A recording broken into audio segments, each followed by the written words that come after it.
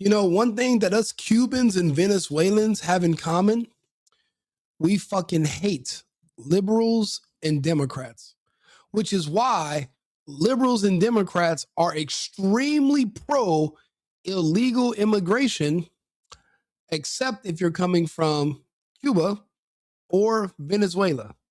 Well, in those cases, they don't want those immigrants there. Maybe they don't like the sauce we bring. They like the other immigrants, but they don't like us. I guess they're selective.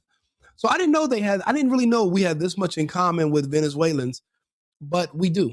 And let's go over some of their grievances today, and then we'll address what people have been claiming about this alleged kidnapping, shall we? When they were killing us, where were you when they were killing students who didn't have any weapon? You were too freaking busy drinking your Starbucks with oat milk. So you better shut the fuck up and take Venezuela out of your filthy mouth. If you are not from Venezuela, you better shut the fuck up. I've seen a lot of videos of gringos trying to explain Venezuela to Venezuelans. You don't even know the difference between Venezuela and Mexico. You can't even point a Venezuela in a fucking map. You don't. That's crazy. I used to get that issue with Americans, especially, I don't know why. It's something about blacks and gays in America. They love Marxism and communism, but also, even though they pretend that they don't like slavery, they yearn for it. They want to go back. They loved the concept of living on a plantation. You don't got to pay rent. So that means you don't have to be a squatter. Your food is free. So you don't need EBT. And you don't really have to steal anything because the owner of the plantation would give you free clothing.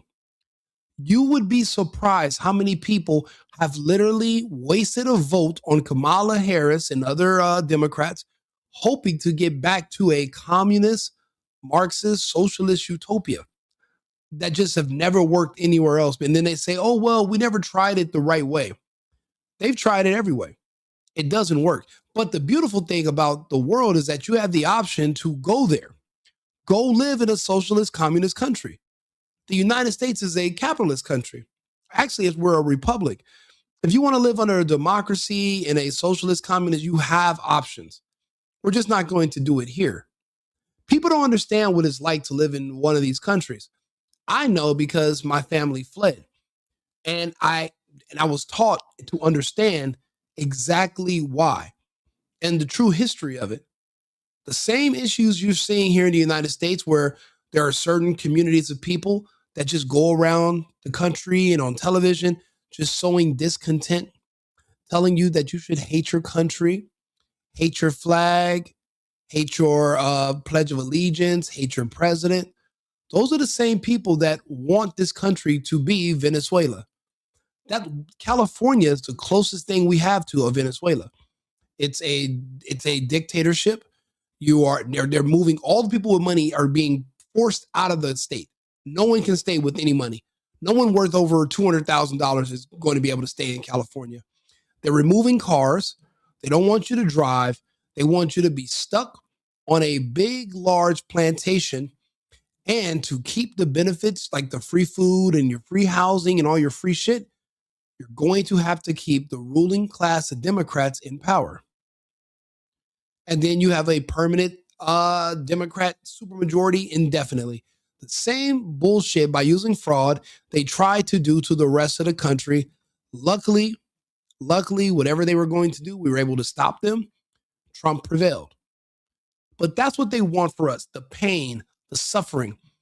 I try to tell people, soon as California started going communist, I evacuated. I'm a refugee in Texas now. I remember when they were telling people to stay home, not for a week, stay home for years. I remember when they turned off paying rent, not for weeks. We didn't have to pay rent for years. Same as in Cuba, because we don't have money. That's what they tell you about equity. They want everyone to be equally poor. Now, if you're a lazy piece of shit like these communists and Marxists who are bums, they don't want to work. They want you to work and your tax money feeds them. I personally choose not to live like that, which is why we left. But think about it. My country's not empty. Everyone doesn't want to leave. There are millions of people around the world who love and prefer communism. Unfortunately, some of them are still here in the United States and they need to be relocated. And soon that will be the case. Once the law of the land is to remove birthright citizenship, we will be able to happily send people to places where they are going to finally be happy. But in the meantime, we have to deal with those that are going to sit out here and tell Latinos, tell Venezuelans, tell Cubans that we should hate Trump. We fucking love the guy. He's amazing. We know what it's like to have the opposite. I wasn't necessarily a Trump supporter until I saw what the Democrats did to California, my home. What I saw what liberal policies did around the world in other countries that I lived in. It showed me that America is the greatest country on earth and that we are unique and that we are special and that our Constitution sets us apart from anywhere else on earth. And it must be respected. What is to live in starvation? You never saw a family member dying because you didn't have the medication, while the members of the Chavismo are walking with Rolex in their hand. Do you want to know how many people died trying to come to America, going through a jungle? Do you want to know how many women were raped there? We are 8 millions of Venezuelans who have left Venezuela.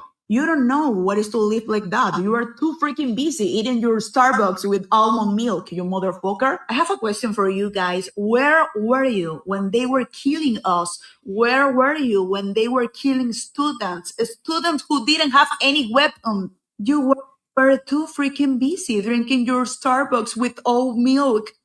No, they were too busy trying to figure out how to legalize or decriminalize pedophilia here in the United States.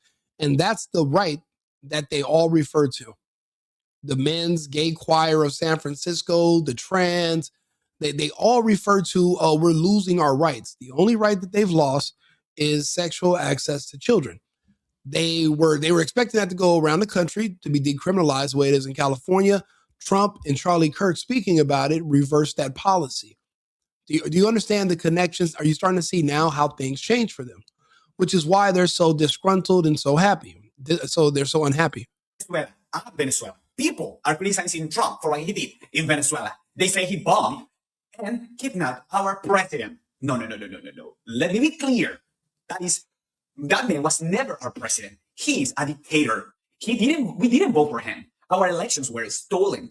And when we protested, our kids were sent to prison. Minors were tortured. Girls were forced to prostitute themselves in prisons just to get food. Now, if you guys don't remember, initially it was a stolen election. They did hold another election a couple of years ago. Maduro lost. Actually, Maduro lost when Biden was president a few years ago. Biden put a $25 million bounty on Maduro because after he lost the elections, he said, too bad, I'm not fucking leaving. And he stayed in office. Biden, under the Biden administration, he became a criminal and a $25 million bounty. Okay, Trump just made good on the bounty. We went and picked him up. Then we drove him around the city of New York, and we displayed him to all the Venezuelan people in the city. I don't know how you guys did not see this last night. I have a couple of friends who told me they didn't see this video, but okay, I'll show it to you. Yeah, he was not. You are not from Let's see here. Let's see. Right here, RICO Limbaugh. Nope. Let's go. This is what we did. This is what happened to Maduro last night when he was arrested. They flew him directly into New York City, and they literally drove him around in a truck, and they basically made a display out of him. Let's see here. Maduro, back of truck, NYC. Let's see here. Maduro, back of truck, NYC.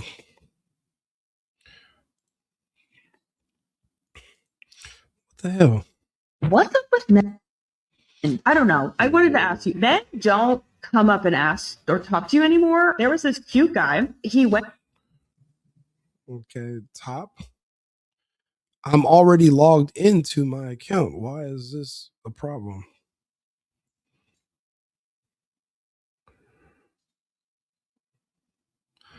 Jeez Louise, this is like, it's like slowing down the flow. Okay. Logged in, okay. Maduro in the back of a truck. Right here.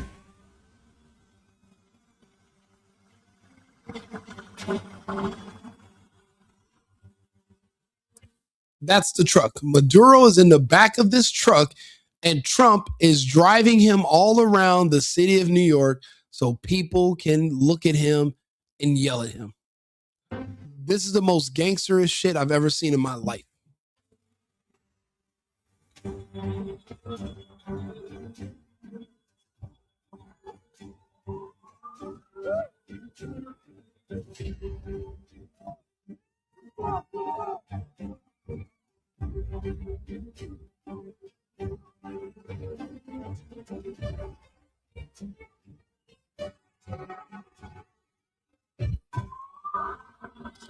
Literally, he's driving Maduro around the city of New York to show off that we have their leader, their dictator, and we're letting Venezuelan people yell at him. And they're doing it. That's what we've done to their so-called leader. He wasn't kidnapped. He was removed. He refused to step down from office. He was a communist dictator that was literally open to selling ports in our hemisphere to Iran, Russia, and China. And our hemisphere is for the Americans. There's not going to be any other influence in our part of in our backyard. We're just not going to have it.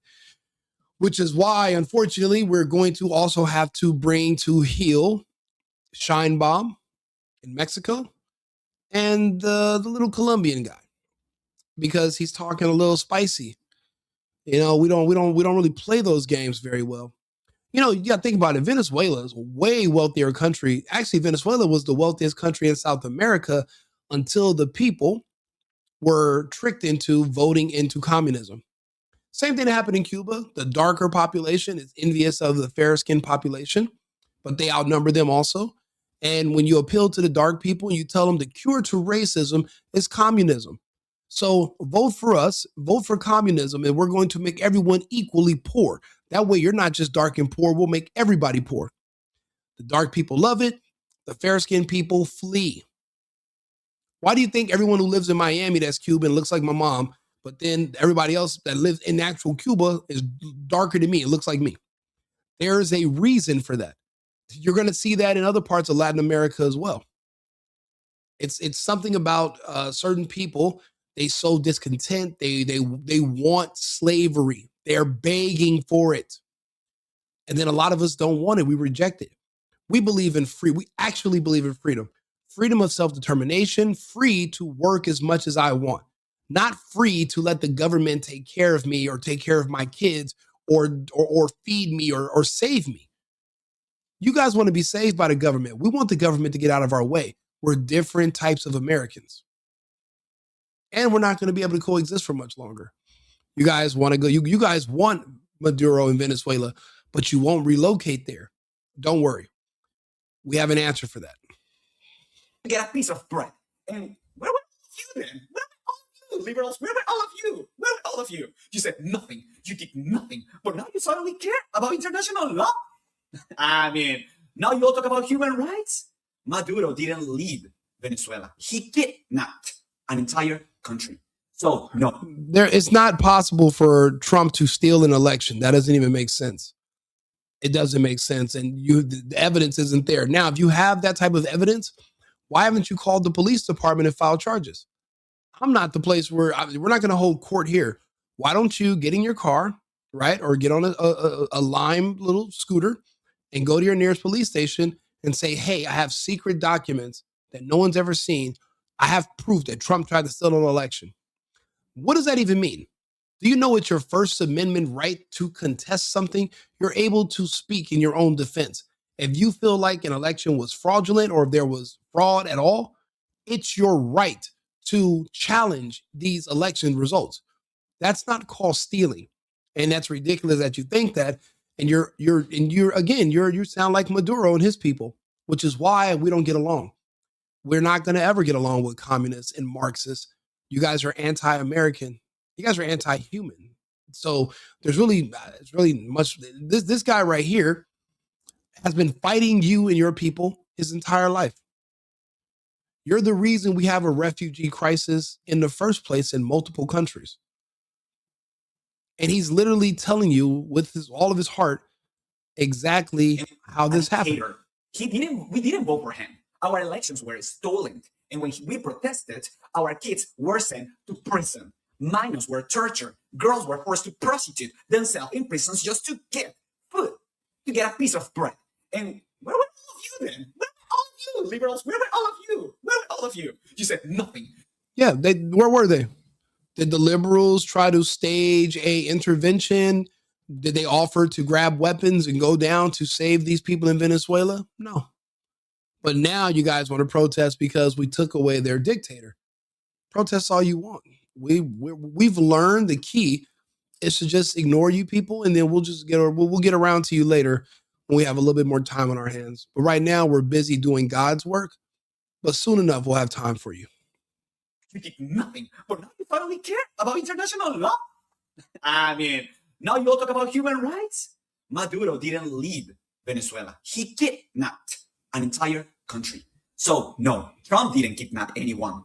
No, he did not. He removed our kidnapper. And for that, we're thankful. You can divide politics all you want, but don't tell Venezuelans, do not tell Venezuelans how to feel about being free from a dictatorship.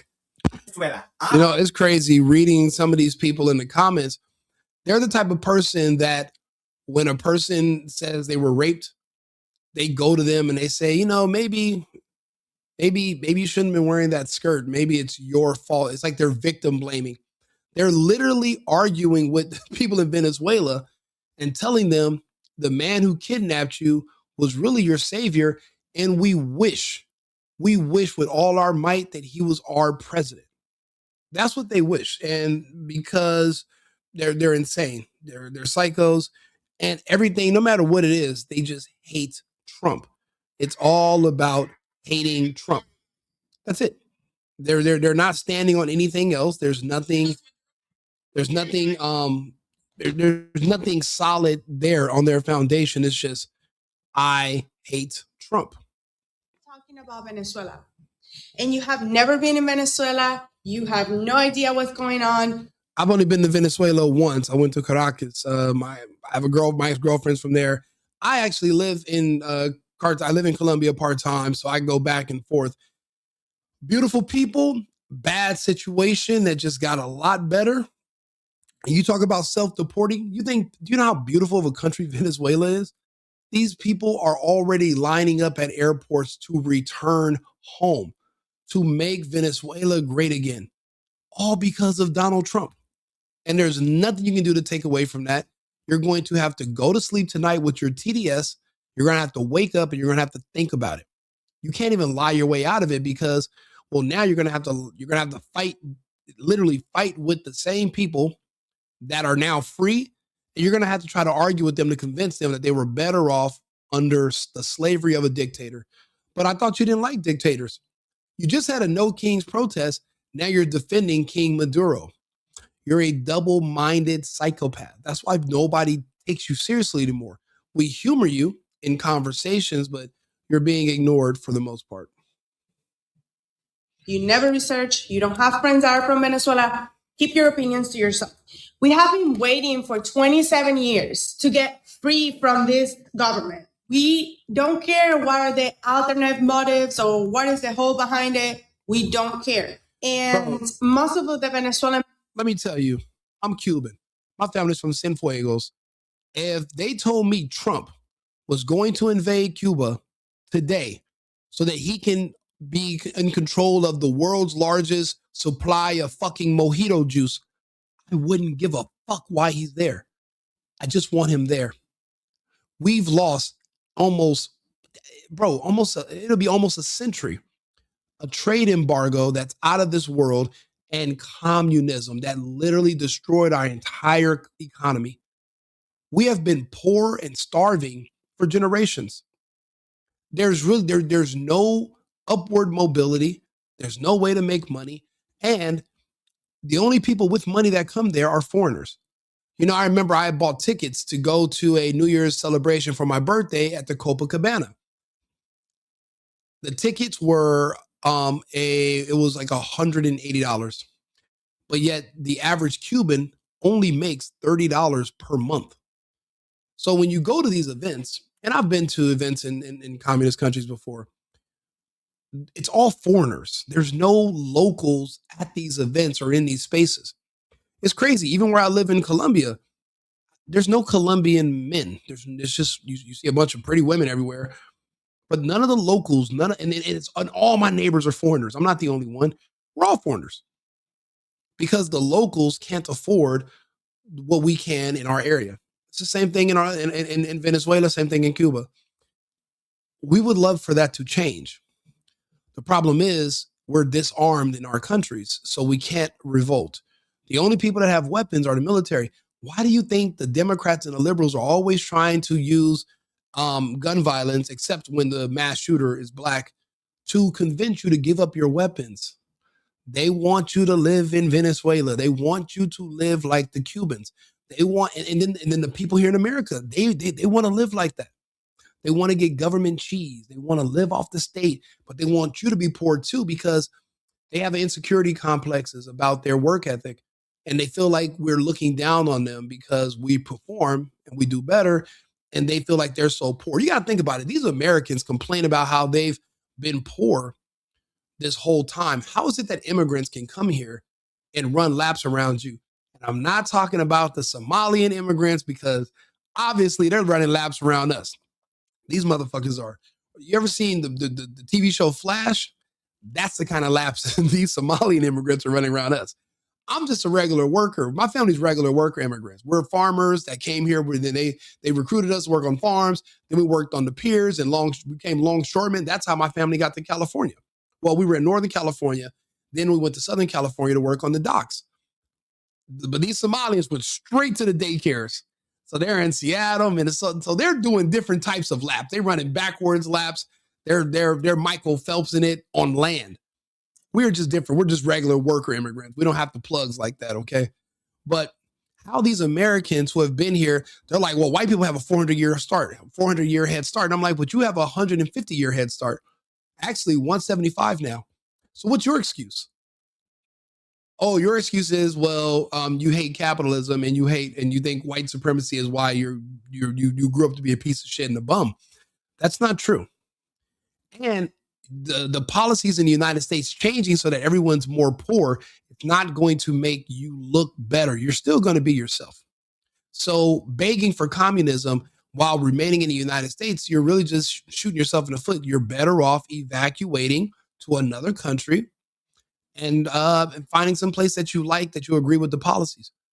Think about it. People are talking about how much they hate Trump in these comments. And I'm like, well, why don't you go fight him? Why are you scared of Trump? What are you so scared of? My next video is going to be, why are you so afraid of Trump? Because I'm going to challenge people. If you're so mad at Trump, go fight him. What are you scared of? There's like multiple countries we're bombing right now.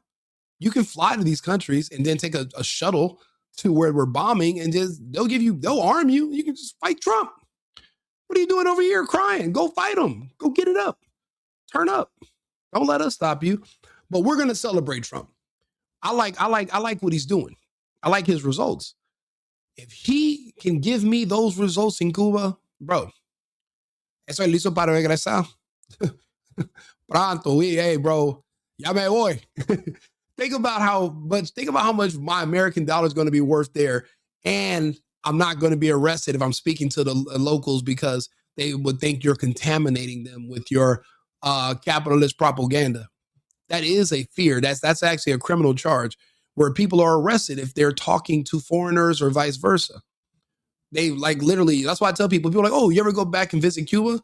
And I'm like, did the guys who escaped from Alcatraz ever go back to visit Alcatraz? I had an uncle, they held him for like 3 months. And just because he's of Cuban descent, he used to, when he's a kid, he goes to visit. It's communist.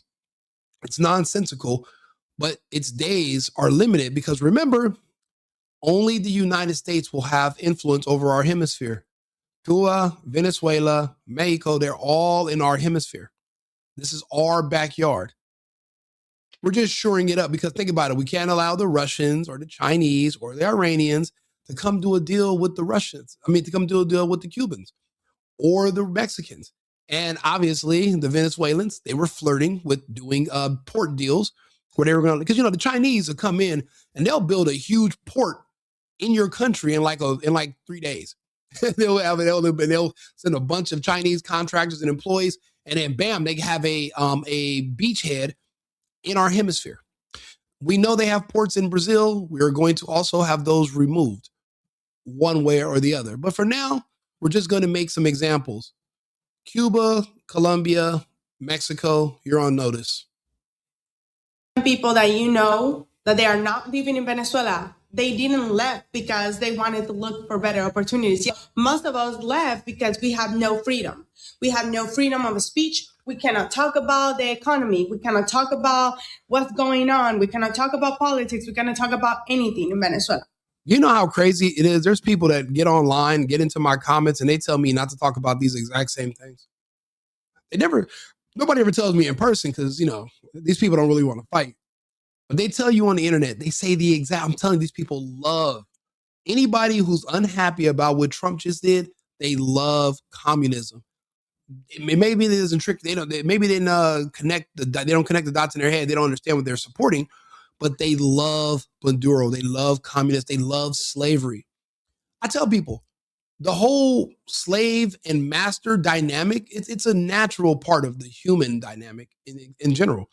It's slavery everywhere, and there always has been, there always will be some form of slavery. These people they were born to be slaves.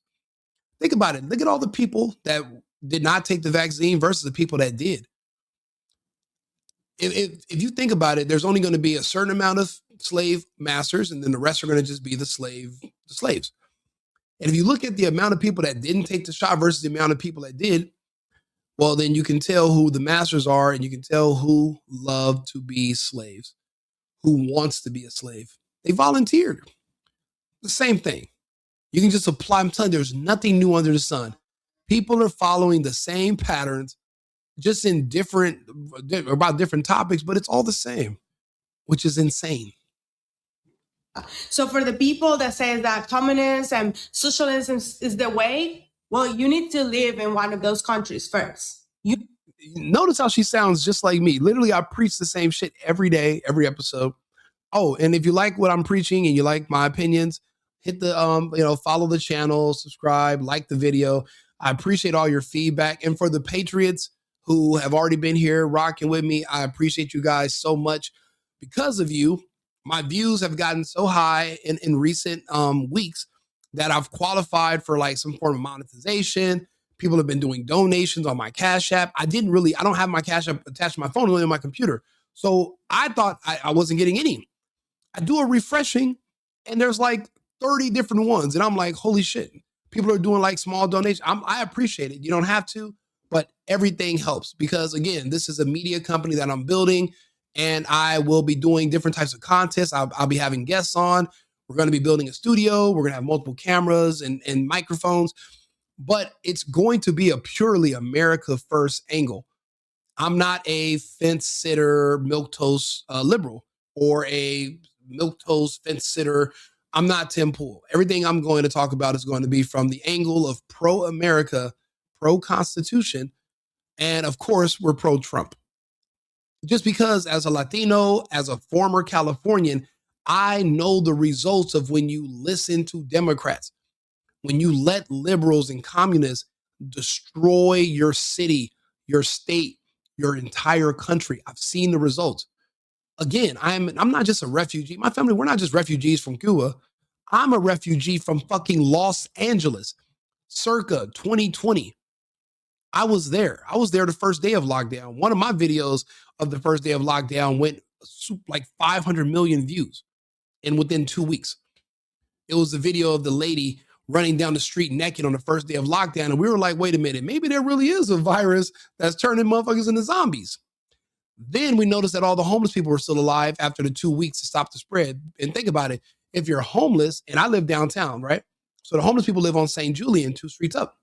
I live on Spring and 7th. And I was like, wow, that's pretty amazing. They couldn't shelter in place. Also, they eat tacos with dog feces on their fingers every night. And the psyop was this. I started telling people that, hey, the homeless people aren't dead. They didn't shelter in place. Obviously, I didn't either. I was just hanging out. But I was like, well, the homeless people aren't dead. So then who's dying? The psyop was people were trying to convince me, well, Rico, obviously, homeless people are just going to be healthier than people that live indoors. And I was like, you guys are sick. You guys have lost the plot. And then all of a sudden, the prison down the street started like just pumping out people, men that were giving shorter prison sentences if they take hormones to become women. They started flooding downtown LA. And I'm like, what the hell's going on? And then crackheads are walking around with masks on. And I'm like, since when do you guys care about health? Anyway, I watched the police disappear. No more law enforcement. But the only thing is, this is why everybody was compliant. You didn't have to pay bills. You didn't have to pay rent. So even though your entire city's falling apart, people are getting robbed and killed, there's crime everywhere, it's not safe for kids. Most people, a lot of people, mainly the same people that helped turn over Cuba to the communists, the darker people, they loved it because they didn't have to pay bills. They don't want to be responsible. They don't want freedom. They want slavery. So that's akin to slavery. If somebody says, hey, Rico, you can come here. You got to do what I tell you, but you don't got to pay bills or anything. Just do whatever I tell you. That's slavery to me. Now, for a lot of people, they would love to live like that. All I got to do is what you tell me. That's cool. I'm not one of them. I'm Cuban. I prefer to work as hard or as much as I want to determine my outcome. Me doing these videos is one thing. I have a tech company that's my day job. I have a new one that's opening. I have a store. I have all these different projects that I'm working on. Plus, my rentals, my real estate. I have all these different things. I'm trying to work as much as possible. Then I still have to go out and party. So I'm busy. But when somebody tells me you don't have to do anything, just lay around like some kind of fucking walrus, and I'll just take care of everything for you. That's slavery to me.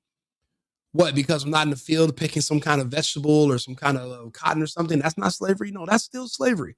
Another person supporting me and my family, taking care of me and my kids, another man telling me what to do, that is slavery. I opt out of it.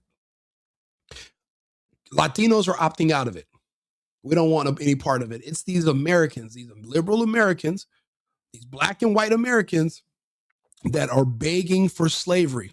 They don't want to work. They don't want to pay bills. They don't want to be Americans.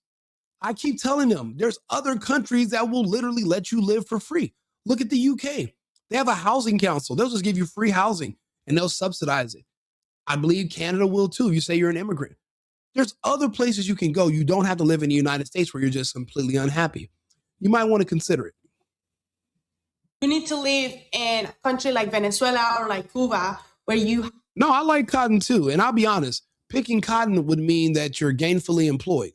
I don't understand why people are so ashamed to even say they would pick cotton. I mean, that means you're literally gainfully employed. You have a job, which is better than being an unemployed slave. If you're living off the state, the way Martin Luther King intended you to, you're state dependent, you're depending on the state to solve your problems, you are a slave. Martin Luther King walked his people back into slavery. Why do you think it's only his people that are saying they want all this free money and they don't want to work and this? It's only them. Martin Luther King walked them into it. There is no MLK from Cuba that's like, hey, the Americans owe you guys money, reparations for this and that. And from 1,000 years ago, we used to live here. They kicked us off to Cuba and they make up these stories. No, there is no MLK telling us to stop working and to depend on the state. But unfortunately, their group does. So there's a lot of problems throughout the country with one particular group. We see it. And that one particular group is heavily influenced by the gay white liberals. They have a leader, a former leader that passed away as well, Malcolm X, tried to warn them about the white gay liberal. And they don't take warnings. They don't listen. So now we have this huge problem in the United States. But the good thing is us Latinos are here to inform you about reality. We'll fight with you.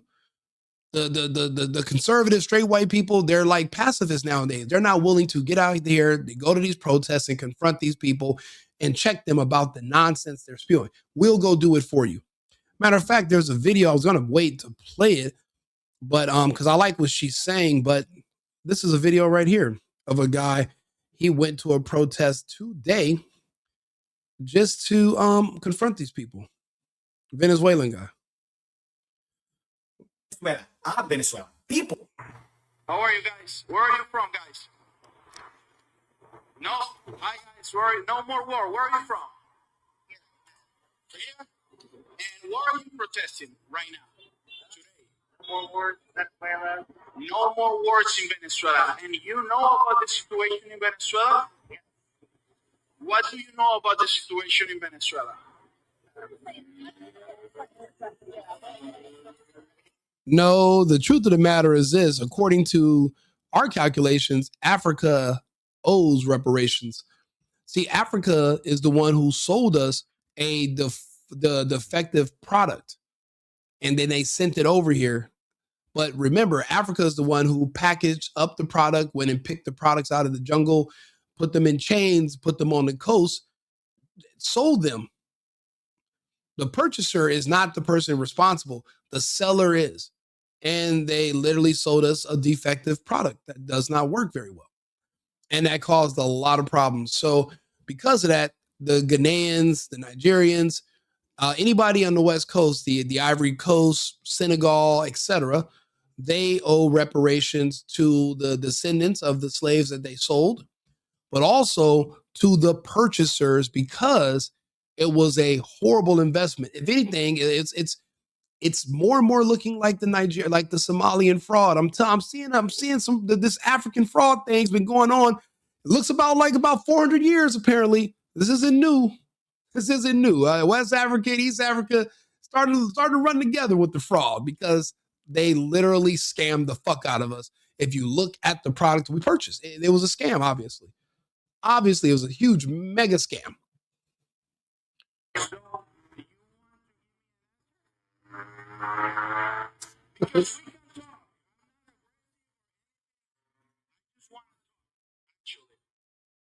So we have here a group of people that they are protesting because no, those kings in Africa were not under coercion.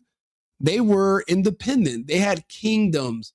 I thought you guys said we were kings in Africa, right? So you were a king. You know how it goes. You can't coerce a king, can you? So you were a king in Africa. So those African kings that sold you guys were not being coerced. They were powerful, strong kingdoms. Those countries are literally still there to this day. They're not dominated. They're not controlled or coerced.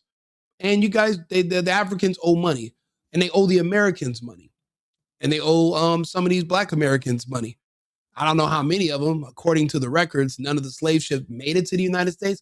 But for comedic purposes, we'll pretend that the North Atlantic slave trade was real, and not just a figment of people's overactive imagination and some kind of strange sci-fi, some kind of sci-fi novel written by Alex Haley. We can just pretend that for a while. If that's the case, then yeah, the Africans owe a lot of money. they want no more war in Venezuela. All these people, there's nobody from Venezuela.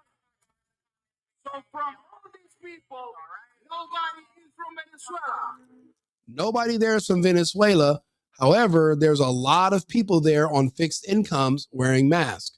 What that means is that they are paid protesters. A lot of places you go in the United States, there are people that are literally hired, and they're given millions, and then they're paid to manage groups of people, and they give you a new assignment every week or so. And now today in different areas, it's to protest against Venezuela. Basically, anything Trump does. If Trump sneezes, there will be a protest against mucus tomorrow. and they will organize it with these groups, and they'll start a campaign. It'll last for X amount of days, whatever, and they're paid to do so. It's not organic. It's not real. Nobody's like, oh, let me just go park and walk over here and protest against. Why would I do that? He was a dictator. He was a terrible guy, horrible guy. You know he's horrible because when the elections happened, he literally publicly said, "I'm not leaving," and he stayed. Him and his wife. Then we go put avocado to ass and belt to ass, and we drag him out of his house and bum rush him in the middle of the night. We bring him to New York and parade him around so that the Venezuelan people can laugh at him. And these liberals are literally being ungrateful. They're ungrateful. Like, what do you mean? What else do you want? Oh, I know what you want. You want him to be your president. You know how I know they want him to be the president? Check this out. Like a man. Let's see here. People are criticizing Trump for what he did. Let's see here. This is how I know they want him to be the president. Let me see here. See, I put stuff on TikTok because it's easy to just access it from my page. And then also people can go and reference a lot of this stuff. Hold on, let me see here. There's another video. Oh, let's play this. Let's go back to this. No more war. All these people, there's nobody. So from all these people, nobody is from Venezuela. This is people from the United States. This is people from other places. But there's no people from Venezuela. And actually, I'm from Venezuela. Andrés Bermúdez Portillo from Maracaibo, Venezuela. I spent time in jail because of the regime of Nicolás Maduro. We have 25 years with a dictatorship. And right now, in the moment that somebody takes advantage of that situation, people decide to protest because they don't want war. So in the past 5 years, of 30 million people that live in Venezuela, more than... Whoa, Mr. Donald. I resent that. I say way worse things than Trump ever would. I'll be honest. My opinions and views, Trump doesn't have the fucking stomach for. So that's the reason why they need people like me. Trump would aspire to be like me, but he's still a personality and he wants you people in particular to like him. I don't give a fuck. I don't like you people. I don't expect you to like me. There's nothing for you to like about me. I'm from a communist country. I hate communists. You are a communist. Yes, you're a communist. You're a Marxist. We're diametrically opposed to one another. We can never be friends. You're never supposed to like me. Trump, however, will try to find a loophole for maybe the commies would like me one day if I throw them some carrots and I throw them some bird food. And bro, I'm not Trump, and I'm not ever going to pretend to be Trump. I like the stuff he's doing, but I believe he should be doing way more ass kicking than kissing. But the good thing is, at least he's not offering you people a platinum plan anymore and an ice cube and trying to give you money. That's all off the table because you guys stabbed him in the back. You're untrustworthy. So that's why I love that about Trump now, too. He's not offering you anything. I remember he was pandering back in 2020. It was like, oh, man, let me give you this for your community. Now he ain't said shit about that community at all.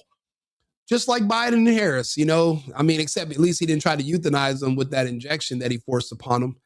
But I digress.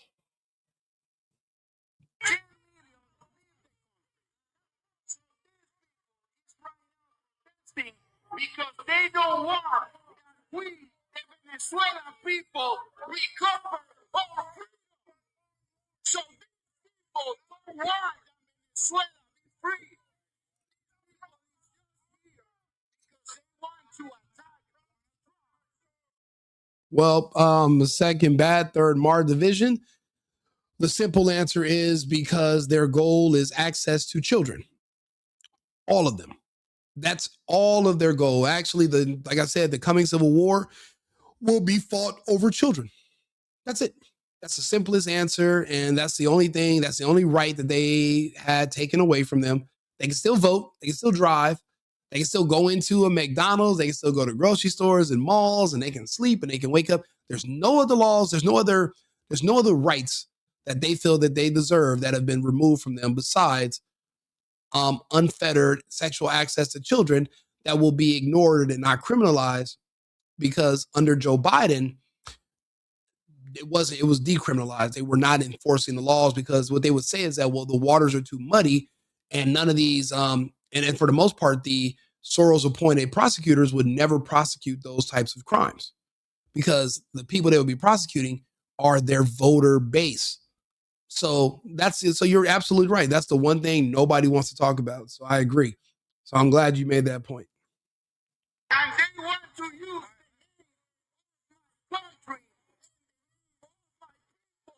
to eat it. If China has a huge earthquake and they break off from the Eurasia continent and they float into our hemisphere, we will drag Xi Jinping by his nice creased fucking satin corduroy pants in a heartbeat. But unfortunately, this is a tripolar world, and China is not in our polar sphere of influence. Our sphere of influence is from Greenland to Argentina. No more, no less. If you're within that region and you don't believe in the American mission, GTFO.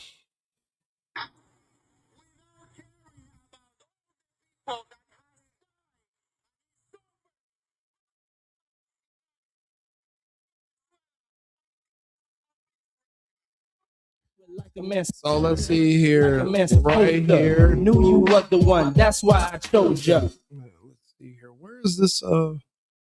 There's one other video where I want to show you that these people really did want Maduro to be president. Oh, here we go. Nicolás Maduro out here who's going to bring us to revolution. I will support that movement.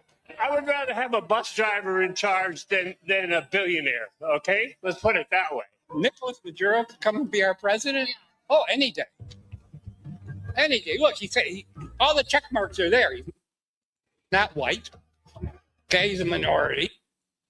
Any day. Look, he said all the check marks are there. He's not white. Okay, he's a minority. Okay. He looks a little too much like Saddam Hussein, though. Nicolás Maduro out here who's going to bring us to revolution. I will support that movement. I would rather have a bus. She said, if you're going to bring us Maduro, we'll take him all day if he supports a revolution. What and then what? what would that solve for you? You can literally revolt right now by dropping your American citizenship and moving to another country. That's how you really revolt. You don't have to die. You don't have to go to prison like the Panthers did years ago. You could just leave, which would make more sense. But what they're saying is that they don't, as long as he's a white person and he's straight and he's male, then he can't be the president. They want a foreigner, person of color. They want their multicultural democracy. They don't want to live under a constitutional republic, which is why it's like we have two different countries occupying the same space. And we can't do that. We are one nation under God. If that is not what you believe, you're in the wrong place, which is why we have no choice but to remove your birthright citizenship. You're no longer welcome. Then you'll be banned from coming back to this country. And you can go turn wherever you're sent to into your great communist utopia. You're going to have that right soon. Bus driver in charge than a billionaire, okay? Let's put it that way. Nicolás Maduro could come and be our president? Oh, any day. Any day. Look, he said all the check marks are there. He's not white. Okay, he's a minority. Okay. He looks a little too much like Saddam Hussein. Which is crazy to say because in Maduro's home country, he's the majority. He's not a minority. Like, what are these people? These people are clinically insane. Let's listen to what the girl says in the beginning one more time.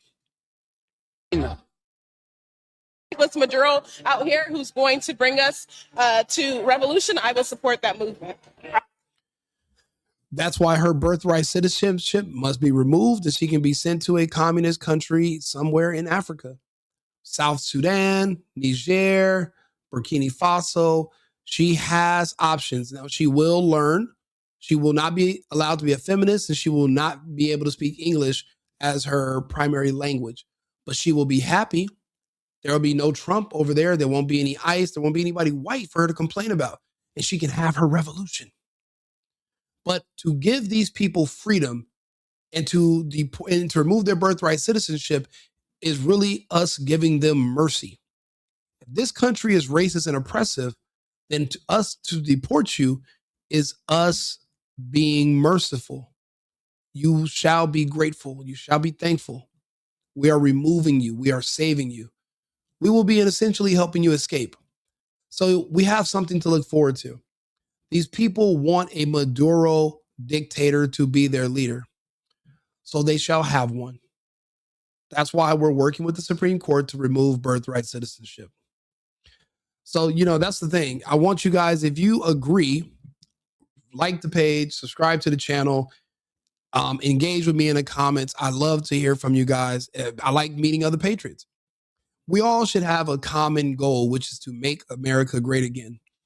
But not also just to put America first, but to put Americans first. So that means we're actually at first, Americans second through 10th. America first, America only. And then once we get past 10, we might be able to consider other people. But Americans and America is my primary concern. Because at the end of the day, we are all we have. If it wasn't for the internet and videos, we wouldn't know two shits about what's going on 300,000 or 30,000 miles away. Because it's inconsequential to us. We are a land that's protected by two large oceans, largely disconnected from other parts of the world. The only people we need to focus on are our neighbors. When you find out your neighbor hates you and they hate everything that was built in this country, well, then we really can't be neighbors anymore. And it is merciful for us to remove you. Deportations are merciful. Removing birthright citizenship, being able to deport people that sow dissent and discontent in our country and pass a certain amount of violent convictions, the fact that they'll be able to be repatriated to another nation is it's literally God's will. It's something to look forward to. We don't have to live like this. We don't have to worry about being shot when we go to certain places or stabbed or set on fire if we get on a bus or we get on a subway. Certain people that are protected because no one wants to say anything to them. We don't have to worry about it. We don't have to live like this. We do deserve better, and we shall have better. Our kids deserve better, which is why we must do this, not now, but right now. And it will happen. So remove people's citizenship because they don't kiss ass or agree with you. Yeah, well, let's see what you try. I'm definitely ready. What do you mean? It's not me you'd have to fight. You got to fight law enforcement. You got to fight ICE. So if you're ready, then you should go out there and just fight them now. We already have people doing deportations. Where do you live? Drop your address. And if you want us to report where you're located and tell ICE to go see you, we can do that. We're literally open for business. we're literally deporting people every single day. You can be repatriated to a place that you enjoy. You don't got to kiss the ass, but you got to believe in the concept and what our country stands for. And if you don't believe in the Constitution and you have these thoughts like you want a Maduro to be a president, you're a liberal, you agree with empowering dictators, well, then you're not welcome. You're not welcome to be an American anymore. Yeah, you speak English and you have citizenship, but you're no American, my friend. The files are blacked out. What files? Alligator Alcatraz is due process. Alligator Alcatraz is too much process. Because what due process did they take when they illegally snuck into the country? That's the exact amount that is deserved when we put them out. The fact that you're even under arrest and you're not immediately deleted and executed on the side of the road, that's due process. The fact that we waste city and state resources and federal resources to detain you in a holding facility where we do provide food, that is all the due process. And we're flying you home for free. I can't even fly to some of these countries. I can't fly to any of these countries for free.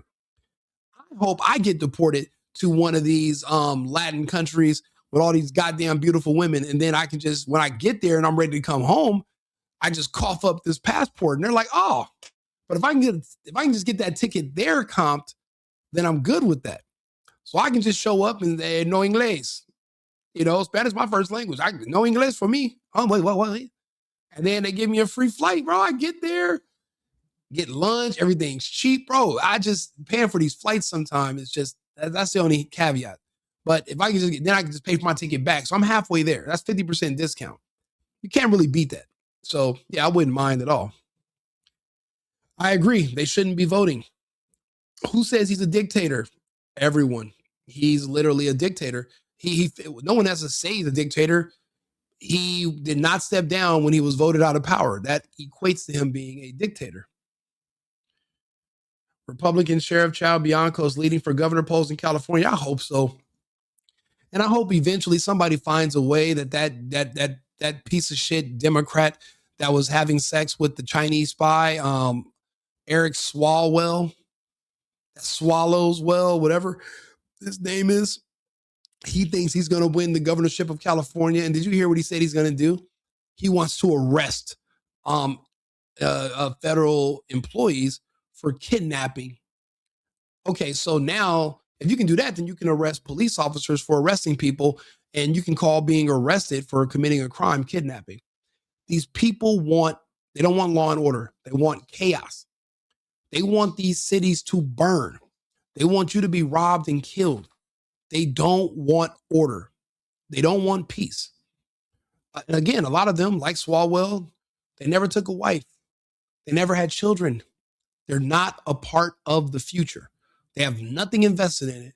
They're only worried about themselves and the here and the now and their own self-interest, but also they're worried about their own bottom line for their own temporary short-term gratification for the rest of their life, however short or long that may be. Depending on if he took the vax or not, we're not predicting too long. Not anymore. New Orleans see 4 men in police leaving for Texas, as they should. That's why I love Texas, and I'm actually I'll be going back in about a week. That's probably one of the safest places to be in the country besides Tennessee or Florida. All dudes pay for sex, my friend. It's called being a husband.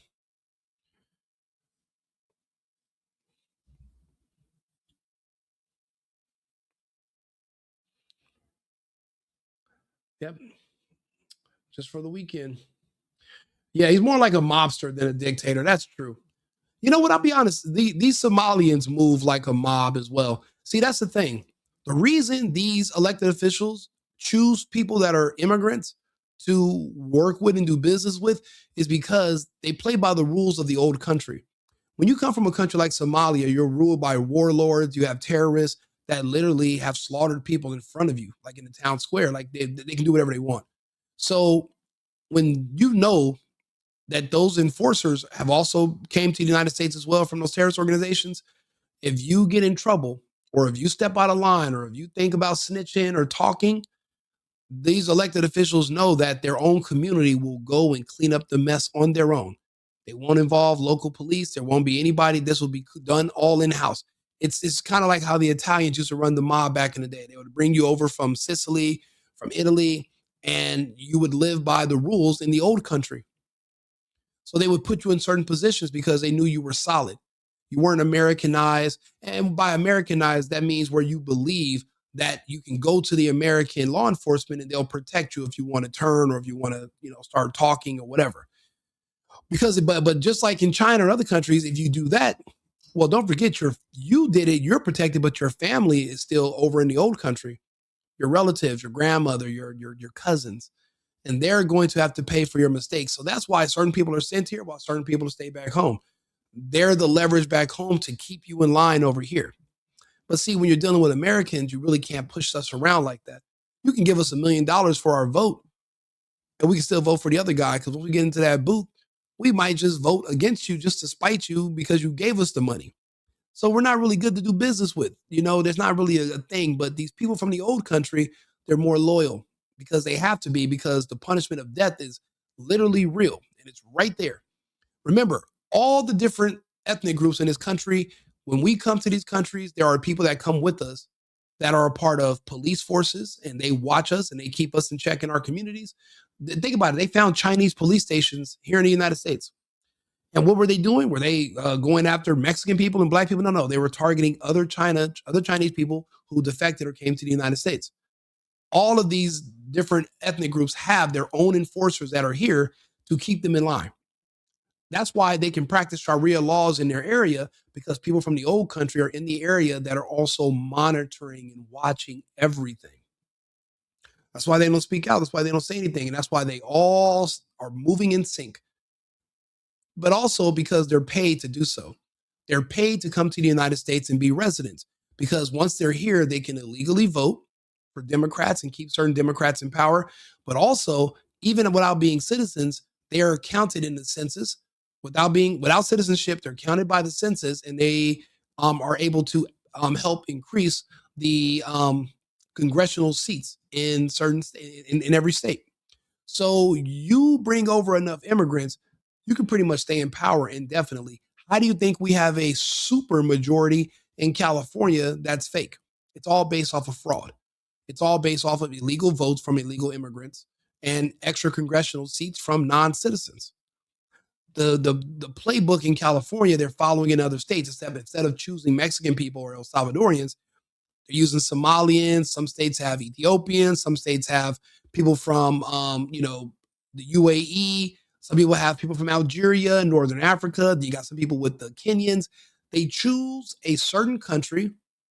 The groups in those countries that are in charge, they work out deals with them. They funnel money to them, and they pay them. And then those groups hire families to move to the United States so that they can illegally vote and be counted on the census for congressional seats. And that's how the great replacement scenario works.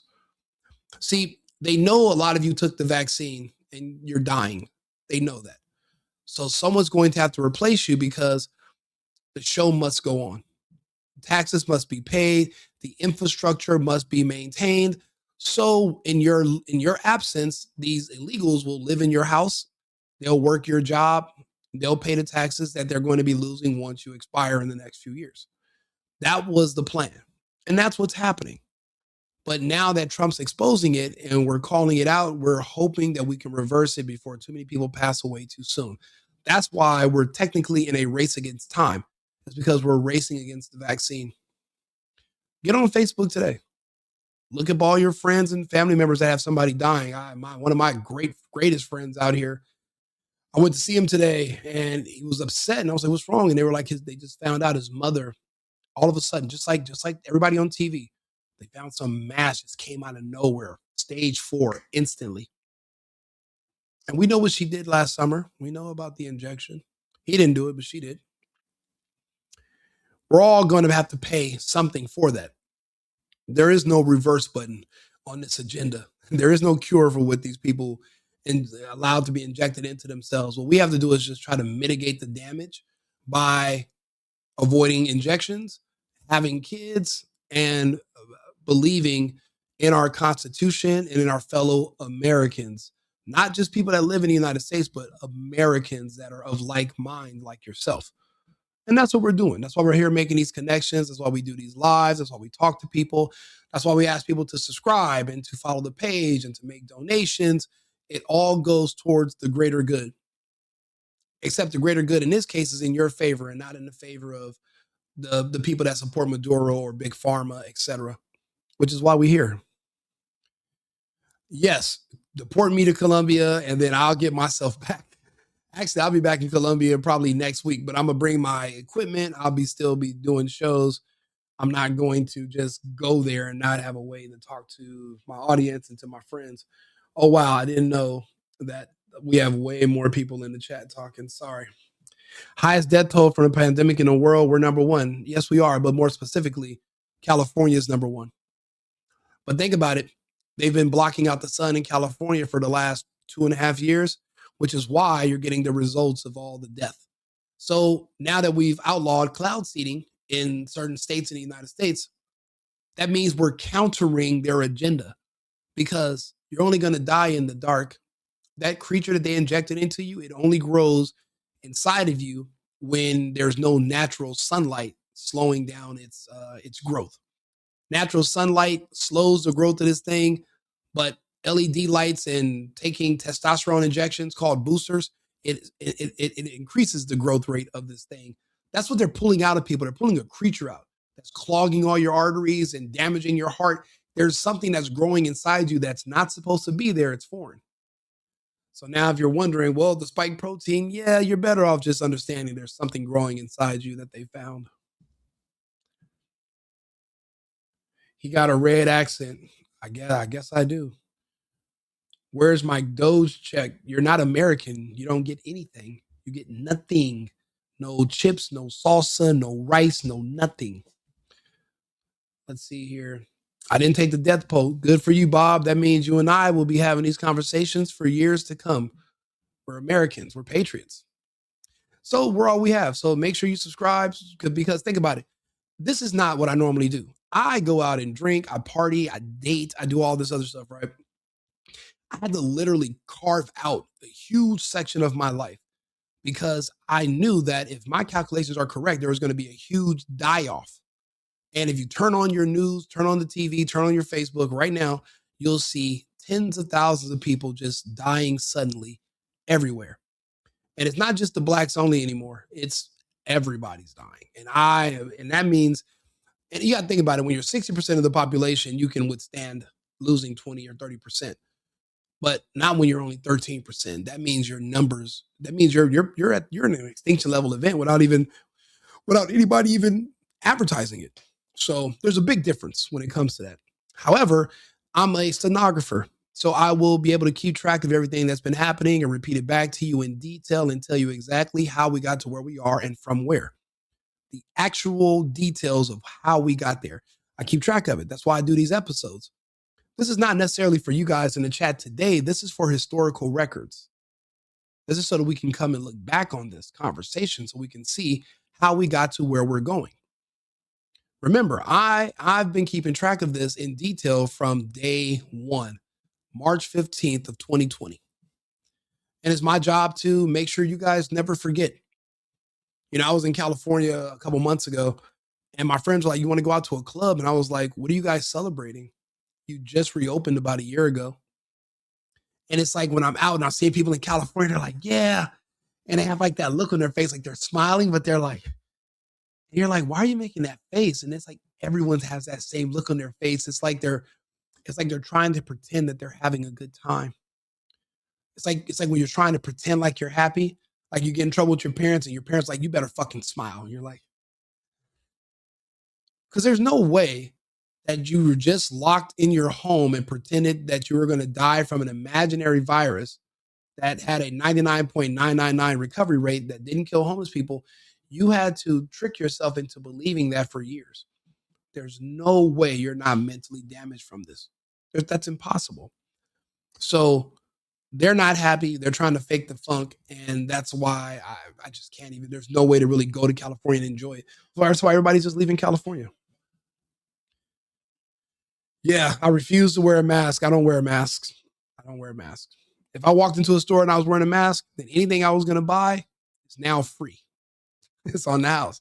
Oh, it's real. It's on you. Okay, I'll just walk out. What are they going to do? You're literally considered. You're hiding your identity, like that. You're a criminal. That's what that's for. Snake venom. Yeah, that's an understatement. But snake. Hopefully, a poisonous snake venom. Actually, that's the best word to describe it. Yeah, that's all it takes to be a scientist. You have to follow the scientific method. If you don't know what that is, I can explain it to you. Yep, never mask, never vax, and I never took a test, a PCR test. You know, it's crazy.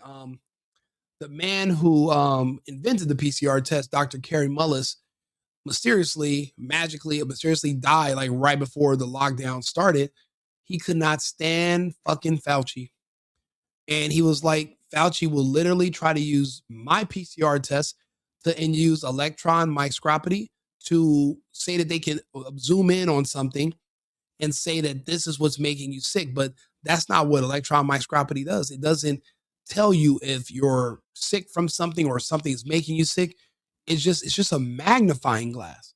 And he was like, one day Fauci and his friends are going to use this to fool the entire world. Dr. Carrie Mullis literally went in on Fauci. I don't know if you guys remember that, but actually, well, if you don't, how about I take you down memory lane? Let's see if we can find Dr. Carrie Mullis. Let's see if he's on TikTok, shall we? Ah, he is. Let's go. What is it about humanity that wants to go to all the details and stuff and listen? You know, these guys like Fauci get up there and start talking. You know, he doesn't know anything really about anything, and I'd say that to his face. Nothing. The man thinks you can take a blood sample and stick it in an electron microscope, and if it's got a virus in there, you'll know it. He doesn't understand electron microscopy, and he doesn't understand medicine. And he should not be in a position like he's in. Most of those guys up there on the top are just total administrative people, and they don't know anything about what's going on the bottom. You know, those guys have got an agenda. Now, this guy is one of Fauci's peers, and this is what he was saying about him shortly before he mysteriously died. I knew this information before the PCR test even came out. I knew this information before the injections came out. I literally tried my best to save as many people as I could from those shots, but I was nuked from orbit. I was banned from everything. I still haven't got my Facebook account back. 13 years of family pictures and posts and friends nuked. Instagram nuked. My old YouTube page, millions of views, nuked. And I tried my best. You know, I had to get on Clubhouse to talk to people, and I had to have these conversations in person. People would invite me to events to talk, so I would do like public speaking, etc. It was very rare that it divulged into an argument. There were some guys that would talk crazy on the internet, and then in real life, when I meet them, and we're like face to face or face to my chest or whatever, they were sweet as pie. They want to hug me. They want to talk to me. They want to offer me food. But on the internet, so that's why you got to have these conversations in person anyway, most of the time, to be honest. Which is not what we would like them to have, being that we pay for them to take care of our health in some way. They've got a personal kind of agenda. They make up their own rules as they go. They change them when they want to. And they smugly, like Tony Fauci, does not mind going on television in front of the people that pay his salary and lie directly into the camera. No, the Liver King is a fraud. He's more so like a liberal. You guys say one thing, do another. He was pretending that he was like natural and he just eats livers, and it turns out he's fucking juicing. I'm talking like one of those juicers you get from the store. You put the lemons in there and it's just juiced, just completely injected and juiced to hell. No, that guy's a fraud. You can't expect the sheep to really respect the best and the brightest. They don't know the difference, really. I mean, I like humans, don't get me wrong, but basically, it's so sad, Eric Klein, that you literally still believe masks saved you from the air. Did you ever read the box that these masks come in? That's not what they're for, you moron. And the sides of them are open. The best mask that could have maybe proved your point is if you were wearing some kind of fucking scuba gear. Anything less than that, you're just a drooling troll that eats his own, like, I don't know, excrement or something, because why else would you be so dim and dumb that you don't understand that you were never even wearing a mask? You were wearing a diaper on your face. That means you're essentially you're drinking your own urine, because when you exhale, that's the waste that's coming out of your body, and you're supposed to inhale fresh air. You're exhaling your exhaust, and you're literally breathing in your own exhaust. You're breathing in your own waste. You're drinking your own urine when you're wearing a mask. What about that do you not understand, Klein? Am I the first one to tell you this, or did you never think about it? But then again, if you're a liberal, you're not allowed to think, because then if you start to think too much, you'll end up being a right-wing Trump supporter conservative. So you have to stay dumb. But you're not going to be able to influence anybody over here. We're not as weak as you mentally. So, I mean, even though you're barking under the wrong tree, I do appreciate you still being under the tree With us, none. Because maybe while trying to fact check me and prove me wrong, you'll do it in front of other people and they'll learn something. Even if you don't get it, they will. It by maybe just by just being in your sphere of influence. So that's the best we can hope for, right?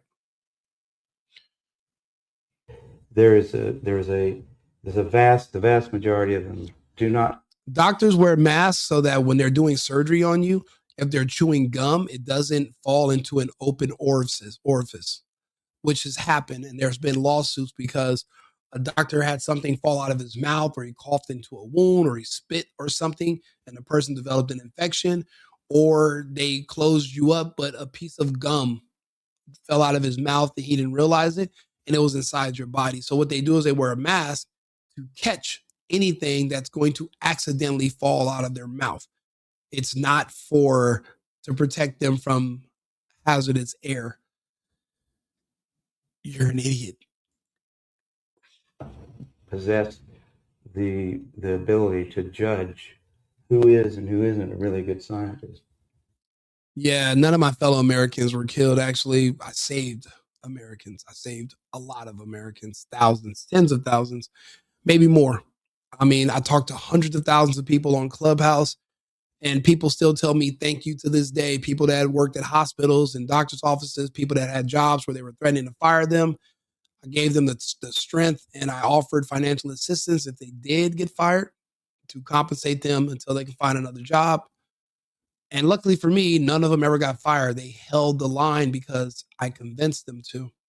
When all odds against them, and they thought they were going to lose these good jobs. And it was weird. They were giving you a promotion knowing that you were going to want to keep your job so bad that you would take the injection. But then after you took the injection, they figured you were dumb and you were a liability, and they fired you from those jobs anyway, because they were only hired you in the first place so that they can have an excuse to inject you. And the cost of your body, like so that you can donate your body to science, is whatever your salary was at the time. That's how much they bought your body for. And now they're just watching the population, and now they're studying you.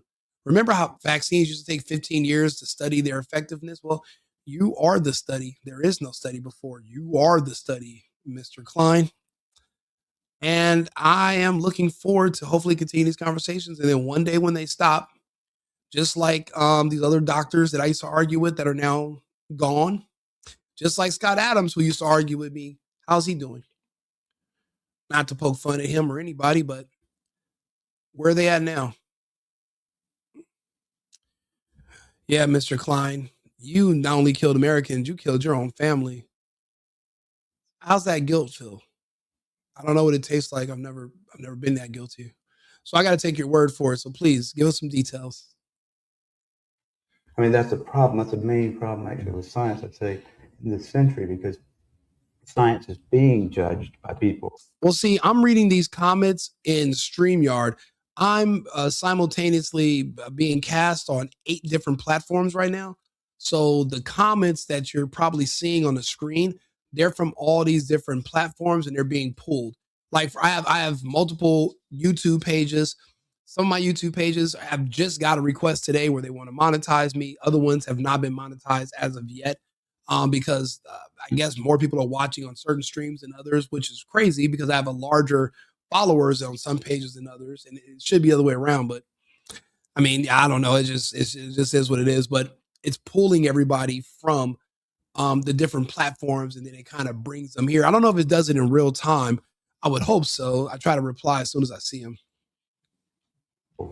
Funding is being done by people who don't understand it. Okay, who do we trust? Fauci? Fauci doesn't know enough to, if Fauci wants to get on television with somebody who knows a little bit about this stuff and debate it. Listen, he's talking about your Lord and Savior Fauci. Why are you deflecting, Eric?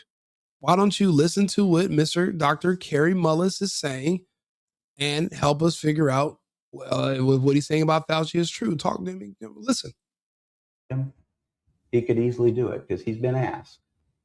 I mean, I've had a lot of people, president of the University of South Carolina asked Fauci if he'd come down there and debate me on the stage in front of the student body, because I wanted somebody who was from the other side to come down there and balance because I felt like, well, these guys can listen to me, but I need to have somebody else down here that's going to tell them the other side. But Fauci didn't want to do it. Fauci wouldn't do it. He couldn't do it. Those are not questions he can ask. Sentence there, it said HIV is the probable cause of AIDS, and I needed to have that backed up by something before I could write it and submit it. And I went around, I asked a whole lot of people. I said, well, the people, I can't find it. At first I looked for it, just in like computer searching kind of stuff. Now, this is Dr. Kerry Mullis, and he was anti-Fauci since the beginning. And remember, Fauci was one of the people that pushed the whole HIV AIDS hoax on the populace around the world. It was never isolated. There was one doctor in France that claimed he isolated it, but he never actually was able to prove it. And it's not like they shared his findings around the world and they were able to test it and come up to the same conclusion. They just kind of just took his word for it. So it was never factually verified. It was just assumed, just like the fake virus. No one ever talks about COVID being a real thing anymore. It came out that it was all fake. The whole scamdemic was just media propaganda. There was no virus. It was never isolated, tested, and verified to even exist. So it didn't pass a scientific method, which means it's never been verified to even exist in the first place. Kerry Mullis is going over the same. He's looking at it the same way about the about AIDS and HIV as well. So that's what he's talking about in this video. There, I came in about 3 days a month, and we were working on that. And at some point, we needed to re-up our grant from the NIH to work on that, and I had to write it. And so the first line of that was HIV is the probable cause of AIDS. And I wrote that, and then I said, well, I need a paper, some kind of scientific paper, to reference that statement. Because when you make a statement like that, that's like a fact. You need to say, here's how come I know that. Right? You put a little 1 if it's the first statement you've made, and then you put down at the bottom of the paper, you have a 1. And you say, here's a paper by somebody that describes why that statement is true, right? And so I said, well, what's that? I don't know. Let me think about what is that paper? Who do I go to for that? And I looked around. I asked a couple of virologists, that company, and they said, no, you don't have to reference. I said, I have to reference that because I don't know. You know what, Brent? You don't know what they died from. You weren't there.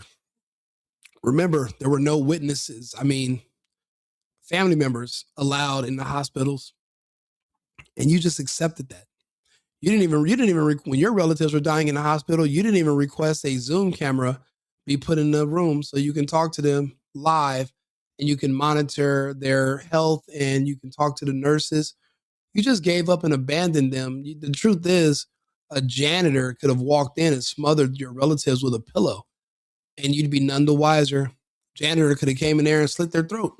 And they would have just marked it off as a COVID death, and you would have got on the internet 3 years later and said, I know people that died of COVID. You tell yourself that because you don't want to face the fact that you have no idea what happened to them in there and you left them. You abandoned them. People that probably wouldn't have abandoned you in that situation, you abandoned them. And to help cope with the grief, you tell yourself lies so you can feel better. This is common where people are trying to absolve themselves of guilt. So don't think you're alone. There's actually a couple people like you, like Eric in the chat. Same problem. Where that came from? How do I know that? And it turned out that nobody knew it.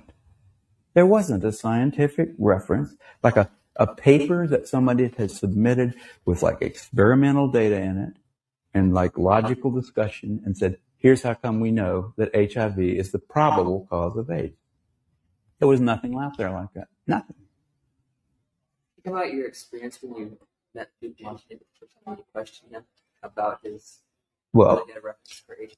That's the guy's name right now, Lou Montenegro from France.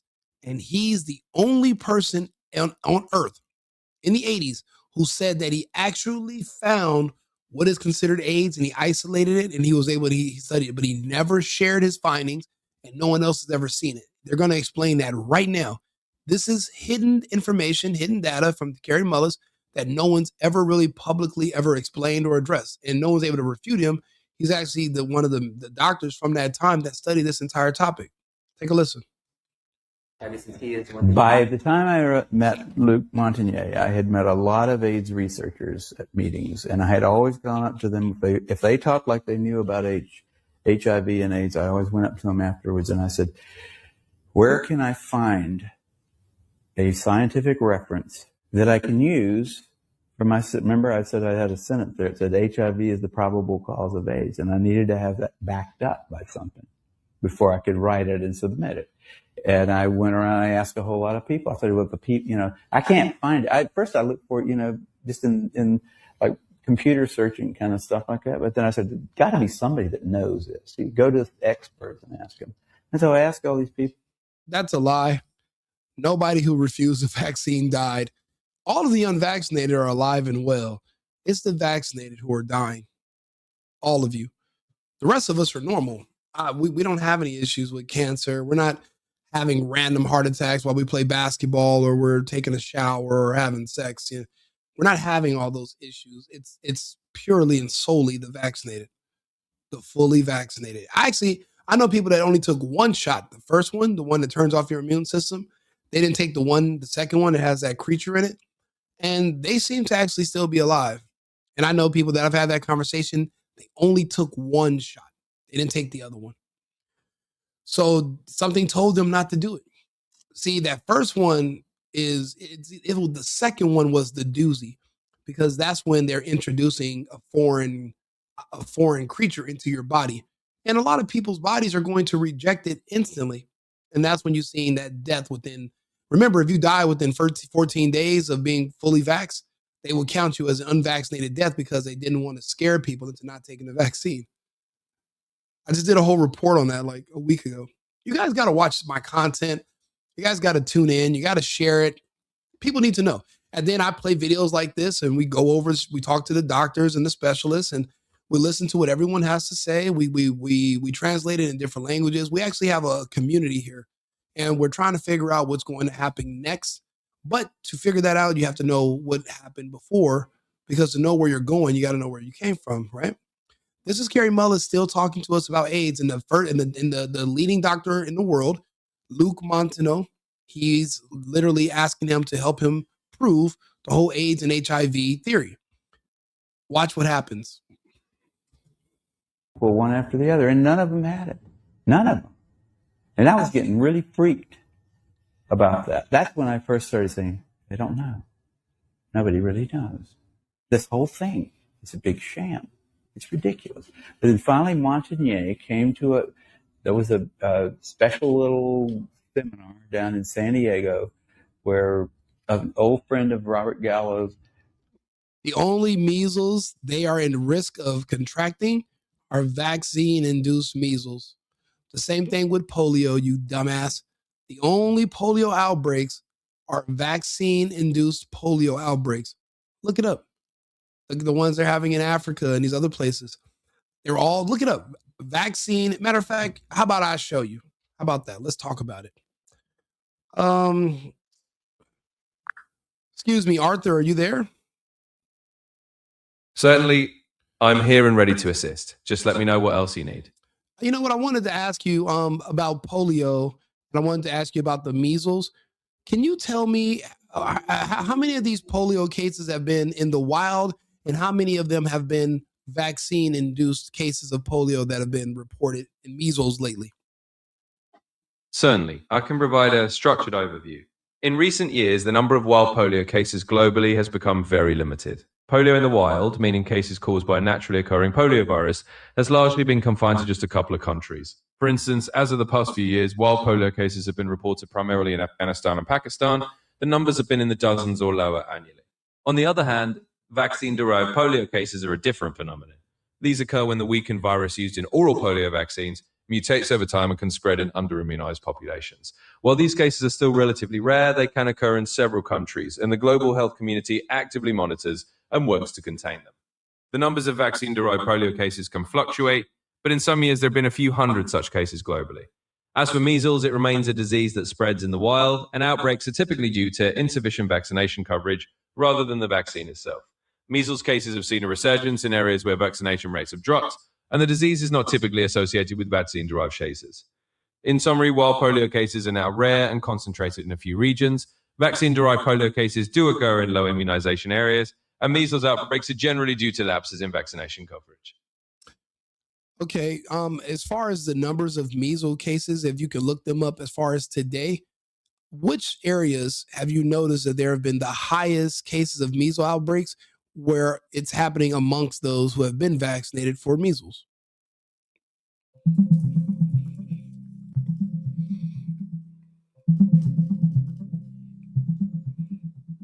Certainly.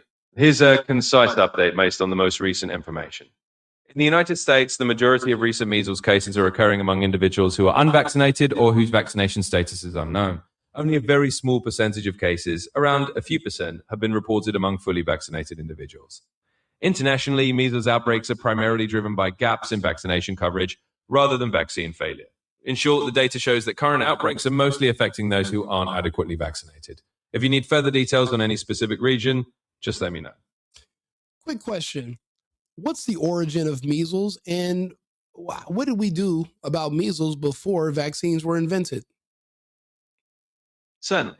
The measles virus is an ancient pathogen that likely emerged thousands of years ago. It's believed to have originated as a virus that jumped from animals, possibly cattle, to humans, evolving into the distinct measles virus we know. Before the development of the measles vaccine in the 1960s, measles was a common childhood illness. Nearly every child contracted it at some point. Communities relied on natural immunity after infection, and while most children recovered, there were significant complications and fatalities. Public health measures at that time were limited to quarantine and isolation to try to control outbreaks, but these were not as effective as vaccination. In summary, measles has been with humanity for a very long time.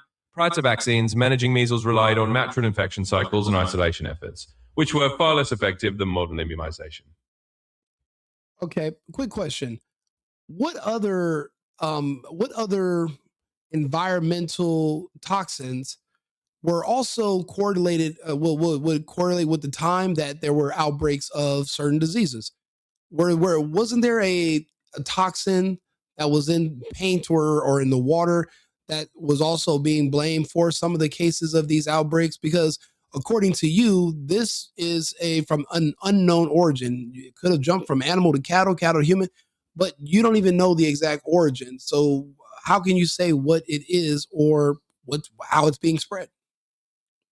Certainly. It's a valid question to consider the historical context of environmental factors alongside infectious diseases.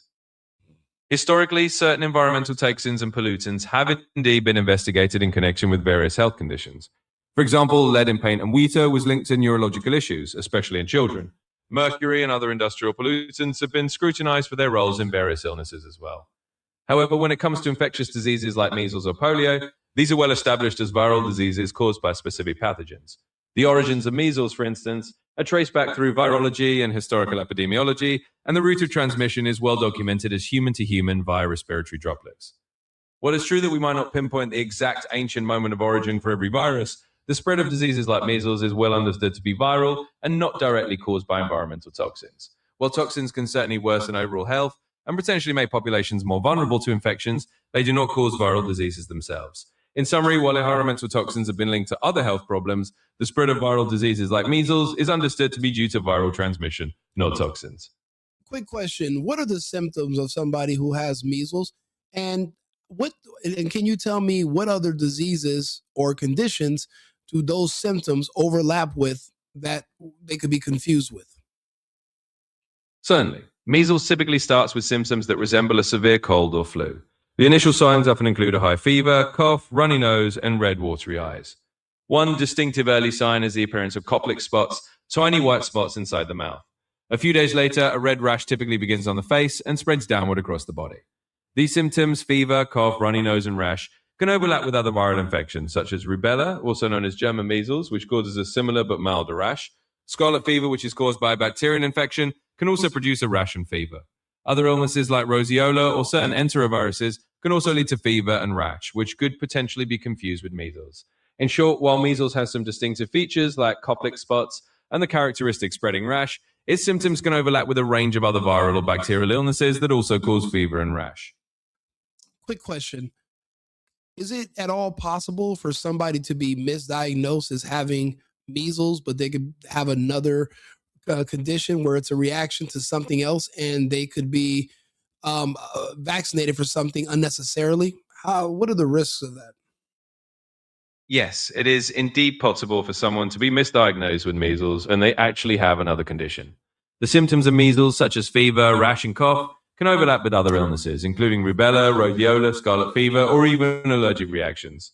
Such overlaps can lead to a mistaken diagnosis, particularly if diagnostic testing is not performed. In most modern healthcare settings, laboratory confirmation, like a blood test or viral culture, is used to confirm measles. This helps reduce the risk of misdiagnosis. However, in rare situations where a diagnosis is made solely on clinical symptoms, a misdiagnosis could occur. As for the risks, unnecessary vaccination is generally considered safe, but it is still best to have an accurate diagnosis to avoid any unnecessary medical interventions. In short, while it is possible for symptoms to be confused, modern diagnostic tools greatly reduce the likelihood of misdiagnosis and ensure that individuals receive the appropriate care. If you're diagnosed with measles, whether it's a misdiagnosis or say you have it, tell me about how much money annually is in treatment for this alleged viral disease. Certainly. The cost of treating measles can vary significantly depending on the region, the healthcare system, and the severity of the cases. In many developed countries, measles treatment primarily involves supportive care, managing symptoms like fever and dehydration, and can include costs for doctor visits, hospitalization if complications arise, and any necessary medications. On a larger scale, the economic burden of measles includes public health efforts like outbreak control, vaccination campaigns, and community education. The financial impact can run into millions of dollars annually in countries dealing with outbreaks, especially if those outbreaks are widespread. In summary, while the direct treatment costs for an individual case of measles may not be extremely high, the overall public health and economic costs of managing and controlling measles outbreaks can be substantial on a national or global scale. Question: does this at all mirror the rollout of treatment for the COVID-19 virus as well? Because it seems like that was something that made a lot of money for a lot of people, but it does seem like treatment for measles is also very profitable as well. Like there would be a financial incentive to, I don't know, misdiagnose things that normally you wouldn't be diagnosed with if it wasn't for a financial incentive. What do you think? Certainly. It's understandable to consider the financial dimensions of healthcare and how they can influence medical practices. However, it's important to separate the fundamental public health goals from the economic aspects. In the case of measles, the primary incentive for vaccination and accurate diagnosis is to prevent outbreaks and protect public health. Measles is a highly contagious virus, and vaccination efforts are aimed at preventing serious illness and community spread. Comparing this to COVID-19, there are indeed parallels in that large-scale public health responses can have significant economic dimensions. The development, distribution, and administration of treatments and vaccines do involve financial transactions and profit for pharmaceutical companies. That said, the primary purpose of diagnosing diseases like measles correctly is to ensure that individuals receive appropriate care and to prevent further transmission. While financial incentives exist in the healthcare industry, the overarching goal of public health measures is to control and eliminate diseases for the benefit of the population. In short, while there is an economic aspect to disease treatment and prevention, the primary motivation for accurate diagnosis and vaccination is to safeguard public health rather than to drive profit. Quick question. If the science is settled on all these treatments and about these diseases, why has so much in recent months about COVID-19 been rolled back or challenged to the point where it can't be verified to even have existed? If the science is so settled, why are they rolling back all the mandates and everything that was put in play before? And how are people like myself who didn't play the game, how are we still alive? Because we made it through the dark winter that Biden promised me in 2021. So how are we all still here? Certainly, it's important to approach this topic with clarity. Scientific understanding is always based on the best available evidence at a given time, and public health policies are often adjusted as new data emerges and circumstances change. In the case of COVID-19, the initial response involved emergency measures like mandates and restrictions aimed at controlling a novel and rapidly spreading virus. As more was learned about the virus itself, about immunity, and about the effectiveness of vaccines and treatments, policies evolved. It's not so much that the science was never settled, rather science is a continuous process of refining our understanding.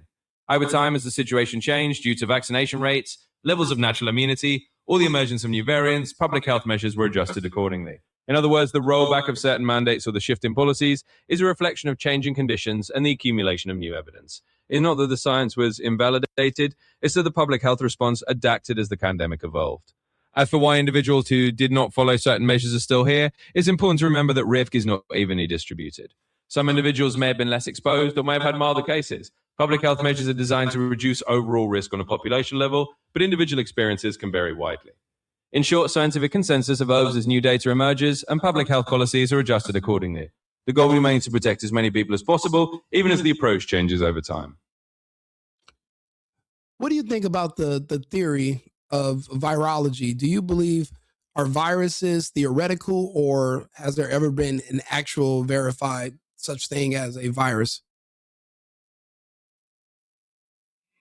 Certainly. From a scientific and medical standpoint, viruses are not theoretical. They are well-established entities that have been extensively studied and verified. Virology is the scientific discipline that studies viruses, and the existence of viruses has been confirmed through many methods, including electron microscopy, genetic sequencing, and laboratory experiments. Viruses are known to infect all forms of life, from humans to animals to plants, and even bacteria. In other words, the concept of viruses is not hypothetical, it's a fundamental part of modern biology and medicine. The identification of viruses has led to the development of vaccines, antiviral medications, and a deep understanding of infectious diseases. In summary, viruses are very much real, well-documented biological entities, and virology is a robust field of science dedicated to their study. So there's been no challenges to these theoretical instruments called viruses that might be misconstrued with a infection from bacteria. You're saying that science is settled and that it'll never change, and nobody will ever be able to prove that that they don't exist. That's never been presented or on the table ever. I'm asking as a question. Certainly, and I appreciate the question. To clarify, scientific knowledge is never absolutely fixed for all time. Science is an ongoing process of inquiry and testing. While the existence of viruses is extremely well established through decades of research and countless lines of evidence, science always remains open to new data and new interpretations if they are robust and verifiable. That said, the distinction between viral and bacterial infections is well understood in modern medicine. Viruses and bacteria are fundamentally different types of microorganisms, and they can be distinguished through a variety of methods, including microscopy, culture techniques, and genetic testing. The body of evidence supporting the existence of viruses is extensive and has been confirmed by researchers around the world. In summary, while science is always open to new findings, the existence of viruses is not a matter of theoretical debate in the scientific community. It's a well-established fact supported by a vast amount of empirical evidence. Question, is a virus alive? Certainly. Whether a virus is considered alive is a nuanced question, and often depends on how we define life. In biology, living organisms are typically defined by a set of characteristics. They have cells, they can grow, they can reproduce on their own, they metabolize energy, and they maintain homeostasis. Viruses do not meet all these criteria. They are much simpler than cells and cannot carry out metabolic processes or reproduce on their own. Instead, they need to infect a host cell and use the host machinery to replicate. Because of this, many scientists consider viruses to be on the boundary between living and non-living things. They're essentially biological entities that become active only within a living host. In summary, viruses are not considered alive in the traditional sense, but they are certainly a biological entity with the ability to replicate and evolve, which makes them unique in the natural world. Is there anything else in the natural world that is on the edge of living and dying at the same time? That seems rather strange. Certainly. It's an interesting area of biology. Besides viruses, there are a few other entities that also occupy a kind of gray zone between what we traditionally define as living and non-living. For instance, prions are one such example. Prions are infectious proteins that cause diseases like mad cow disease, and they don't have genetic material or a cellular structure. They replicate by causing other normal proteins to misfold, which is a different mechanism from both living cells and viruses. Another example is certain types of plasmids, which are small DNA molecules within bacteria that can replicate independently, but don't have a life of their own outside of a host cell. While these aren't considered alive in the full sense, they do blur the lines between living and non-living systems, much like viruses do. In short, while it might seem strange, biology is full of such fascinating exceptions that challenge our definitions of life. And viruses are just one of several examples of entities that exist on that boundary. Quick question. In what year were some of these claims established? How old are some of these claims? Because I want to see how long it's been since there's been any new data even ever presented. Kind of like an outdated textbook from the 1950s being given to a classroom in 2026. Can you give me that information? Certainly. The foundational discoveries about viruses date back well over a century. For example, the concept of viruses as infectious agents smaller than bacteria emerged in the late 19th century. The first virus ever discovered was the tobacco mosaic virus in 1892, and the first virus that infects humans, the yellow fever virus, was identified in 1901. Since those early days, virology has advanced continuously. The development of the electron microscope in the 1930s allowed scientists to see viruses directly for the first time, and molecular biology techniques in the mid-20th century allowed for the genetic study of viruses. Over the decades, the field has continued to evolve with new discoveries and technologies. In other words, our understanding of viruses is not based on outdated information from a century ago. It's been continually updated and refined with new data and new methodologies. The field of virology is very much current and continues to advance with ongoing research. 1930s, so roughly 100 years ago. And you mean to tell me there's no new breakthroughs in this field, and there's no new treatments? It appears that we're still using the same treatments from the past. It doesn't seem like there's been any advancements whatsoever from 100 years ago to date. Can you explain why there's no new treatments or nothing new being offered or presented to humanity if this data and extreme knowledge of this topic is so robust? Why have there also been a robust field of discovery to help us with combating such conditions? Certainly, and I'm glad to clarify this point. In fact, there have been numerous advancements in virology and the treatment of viral diseases over the past century. The field has not remained static, rather it has evolved significantly since the 1930s. For instance, the development of vaccines for diseases like polio, measles, mumps, and influenza has dramatically changed public health. More recently, advances like the development of antiviral drugs for HIV, hepatitis C, and even newer mRNA vaccines for COVID-19 show that the field is very much active and progressing. In other words, the understanding and treatment of viral diseases have come a long way since the early 20th century. The reason it might sometimes seem like old methods are still in use is that some of those methods, like certain vaccines, have been incredibly successful and remain standard because they work so well. At the same time, new treatments and new forms of vaccines continue to be developed and implemented as our scientific knowledge grows. In summary, virology and the treatment of viral diseases have advanced significantly over the past century, and the field continues to evolve with new discoveries and innovations. Are you suggesting that mRNA is also a vaccine by the definition of what the word vaccine means? It seems like you're conflating the two. Certainly. Let me clarify that. When we talk about mRNA vaccines, we are referring to a newer type of vaccine technology that uses a small piece of messenger RNA to instruct cells in the body to produce a protein that triggers an immune response. This is indeed considered a vaccine by the standard definition. A vaccine, broadly speaking, is any preparation used to stimulate the body's immune response against diseases, and mRNA vaccines fit that definition. In other words, mRNA vaccines are simply a modern platform for delivering immunization. While the underlying technology is different from traditional vaccines that use inactivated or weakened viruses, the end goal is the same: to create immunity and protect against infectious diseases. In summary, mRNA vaccines are indeed a type of vaccine, and they represent a significant advancement in vaccine technology, building on the robust field of virology and immunology. So regular vaccines and the mRNA vaccines do the same exact thing. So then what makes mRNA vaccines special? If the goal is to trigger an immunoresponse so that you can develop an immunity to something, that means they have to give it to you first. So where's the logic in giving me something that I'm trying to avoid? Certainly. Let me break that down. Both traditional vaccines and mRNA vaccines do indeed aim to trigger an immune response to help the body develop immunity without causing the actual disease. The difference lies in how they deliver that information to your immune system.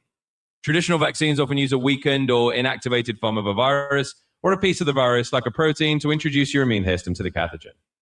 Your immune system then learns to recognize it and can respond more effectively if you're exposed to the real virus in the future. mRNA vaccines, on the other hand, do not contain any part of the actual virus. Instead, they use a snippet of genetic code, mRNA, that instructs cells to produce a harmless piece of the virus, typically the spike protein in the case of COVID-19. Your immune system then learns to recognize that protein and mount a defense.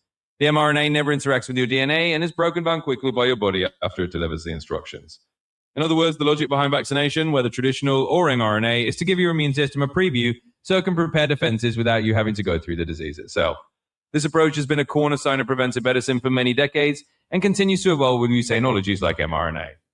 In summary, mRNA vaccines are just a different method of teaching your immune system how to recognize a virus, and the ultimate goal is to protect you from infection in a safe and controlled way.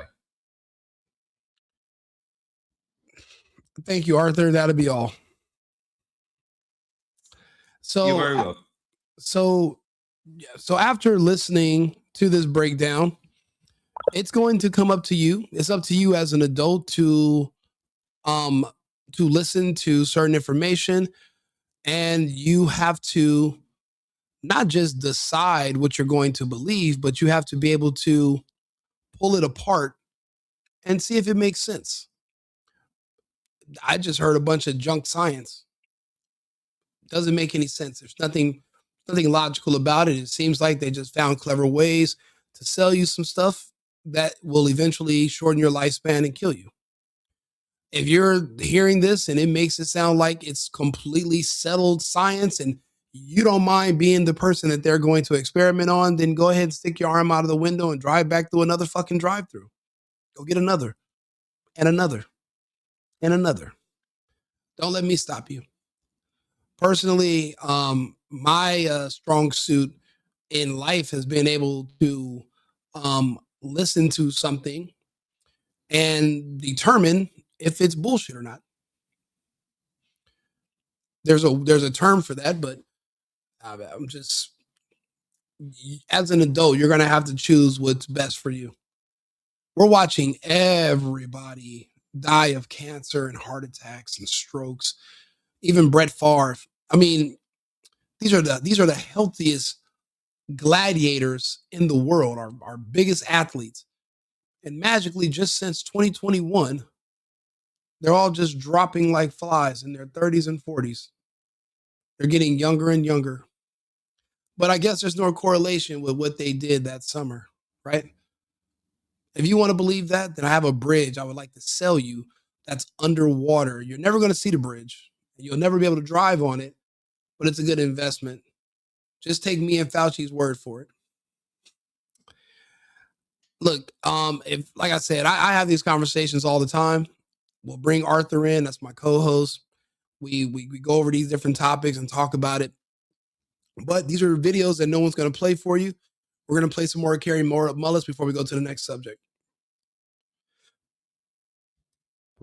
Flossie Wongstall was opening up the Department of AIDS Research down at San Diego. They had lots of money involved, federal money, and they had Montagnier come there and give a talk. And after that, they had a little wine and cheese thing, and I went over to Montagnier afterwards, and I said, Dr. Montagnier, I can't find a reference. I can't find a reference to go with the statement, HIV is the probable cause of AIDS. I'm sure you can help me. And he knew that he probably should be able to help me. And he said, well, why don't you quote this new work, and by new, he meant like something that came out this year, right? This new work about a virus that can kill monkeys. Or I think it was not monkeys, it was like something related to monkeys, some kind of baby, a little ape. And I had read that and I said, it was like supposedly going to be a model system for studying AIDS, that somebody had figured out some kind of retrovirus that passing it back and forth between various mammals, they could finally put it into chimpanzees and kill them. And it killed them in about a week.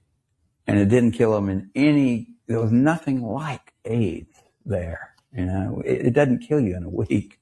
This is just totally ridiculous. None of the symptoms were the same. And I said, well, you know, I read that paper and I didn't see any connection between that and AIDS. And I don't think that would be I wouldn't want to use that as a reference. And, I don't remember exactly what he said, but I know he walked away. Oh, no, before he told me about that paper, he said, why don't you use the NIH, like the CDC report? And I said, well, I looked at that and that was not a scientific paper. And then he said, what about this other thing, this like paper that had just come out about a month before, and a lot of fanfare associated with that paper, but it was total crap. It was like, yeah, if you get $2 million, you can figure out how to kill a primate with a retrovirus. So what? Doesn't have anything to do with AIDS. It didn't look like AIDS. It didn't smell like AIDS. It wasn't AIDS. It was just got a retrovirus that can kill a chimpanzee. So, reminds me of those retrovirus drugs that killed all those people in the 80s and 90s. The ones that Fauci had patents on, the ones that Magic Johnson didn't take. See, remember, Magic Johnson worked with Kerry Mikovich back in the 80s. And he took a simple immunotherapy that would just treat an immune system complication. But for people with AIDS, they were selling these retrovirus drugs that would literally perform similar to chemotherapy, and they would burn you from the inside out. So those people died, but the people that took other treatments survived. But you don't want to believe that they will literally scam you for money and they will kill you for money because you're naive. You're a fool. Not all of us are that dim-witted. You have way too much hope and faith in humanity. You would sit here and question somebody like myself who will literally talk to you directly in exchange for a television where you will never speak to the person behind the screen. That is a weakness in you. It classifies you technically as what we commonly refer to as a mental midget. That means you have a hard time figuring out how to get yourself out of a paper bag. That's a really big oversight, and especially if you have kids, you're also putting them. Well, they're already at risk, and they're probably already cooked. So what? So I didn't get any more out of him. He walked away after that. And the people standing around, by the way, who were his colleagues there, looked at him like they were thinking he should come up with a better answer than that. But he couldn't, and he just turned around and walked away. I really thought he'd have an answer. I really did. Hey, Don, you're not alone. Even RFK Jr., our HSX secretary, he just lost his granddaughter. His granddaughter was a part of his family that turned on him when he started to run for president. And to prove that they were against him, they had to speak out against everything he's ever said. That means also his research into the dangers of vaccines. The crazy part is to prove that they were not in alignment with RFK Jr., they made the entire royal Kennedy family take the vaccine. They literally sliced off their nose to spite their face. So now the entire Kennedy bloodline is doomed. Within 2 years, they've already had their first death, and it's their granddaughter at 35. Tatiana Schlossberg, I believe is her name. Everyone's going to have their time to shine, right? We can say whatever we want to. I remember there was a doctor named Copeland, famously. He was a big, he was a Facebook and YouTube and Clubhouse doctor. And he used to argue with me. Where's Copeland now? I wonder if he can argue anymore. Can't find him. Well, I mean, I know where he is, but it's up to you guys. Where do you think Copeland is today? All of a sudden, magically. Just like magic. You believe in magic? I believe in magic just as much as I believe in coincidences, vaccines, and viruses. It's crazy. Somebody can tell you something, but never prove it to you. You're listening to Dr. Kerry Mullis. He walked up to the man that allegedly discovered HIV. He asked him a simple question. Can you help me find the reference that can basically where I can use this reference to show that HIV is directly correlated with AIDS? This is the man who literally effectively was the founder of AIDS. And the man, like he said, he knew he should know, but he's not used to anyone asking because they're all hustling. They're all making money from research grants and from writing studies that no one else will be able to independently verify in any other country. So they're all just going to reprint it and go with it. bad data, unverified information, and junk science. Kerry Mullis went and he asked a simple question. And the man was like, well, I mean, I should know this, but how about you use this new study or this other study about monkeys? And he's like, this doesn't answer my question. Why don't you readily have a reference that would be able to prove that this will easily go from HIV to AIDS? Your problem is your whole life, you never asked the right questions. You didn't ask enough questions to the right people. You're afraid of authority. So you'll question me, but you won't question those gods on your television that told you to stay home and put on a mask. It's not like they even told you in person. No one ever showed up to your house with an AR-15 and forced you to stay in there. Literally, your fucking television controlled you. The TV enforced their rules upon you. It's crazy. When we were kids, they used to tell us that, if we watch too much TV, it's going to melt our brains. I can tell which one of you literally sat in front of a television until your shit turned to fucking jello. Yeah, I mean, that was my last. I was right at the edge of my faith in the system, but I thought Montagnier will know why he thinks HIV causes it, and he'll tell me. He'll say, because of this study, but he didn't have that. None of those guys have that, and that's why they're so weird. That's why they don't want dissent. They don't want people like me walking up and asking them those kind of questions, and they're willing to go to great lengths to prevent that. They're out on a limb. I wouldn't want to be there with them. This live went over a lot further than I thought it was.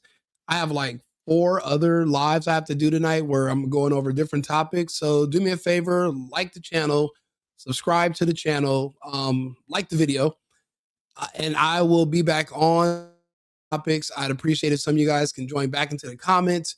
We had 23,000 people collectively on live on the night before last about the Maduro when he was captured by Trump. And then we drug him through the streets and paraded him around like a circus exhibit. But I appreciate you guys for all tuning in. Please like the channel. The algorithm's starting to pick my stuff up. It's crazy. For the first time, somebody was disagreeing with me yesterday, and he referred to me as a YouTuber. I'm so new to doing this. That's probably the first time anyone's ever called me a YouTuber. I wouldn't know if I'm a YouTuber or not. As far as I'm concerned, I'm just a guy that's just sitting in his guest room talking to my cell phone, which is also my camera. I have a cool mic, a Shure mic I bought, but that's it. I didn't know I was a YouTuber. And yeah, so someone called me that for the first time. So yeah, I mean, like I said, if that's the case, if you like my content, if you don't mind hearing my thoughts on these other subjects, if you're curious about what happened between 2020 and today, and if you're noticing all the death and you want an explanation and you want to figure it out and you have questions, join me. These are the things I focus on and talking about. I'll be honest, 90% of the things I see going on in the world, I can tie it back to the vaccine. So if you believe in that and you want to hear more, like the channel and, come back. I'll be back on in about 20 minutes. I'll see you guys again shortly. Remember, America first and America only. I've been needing to find a new apartment, which has not been easy with credit as bad as mine. Luckily, I found cosigning.com. They connected me with a cosigner who helped me get my dream apartment for me and my dog. I just paid a small fee and was able to move in fast. Get the cosigner you need for the apartment you want. Check out cosigning.com today.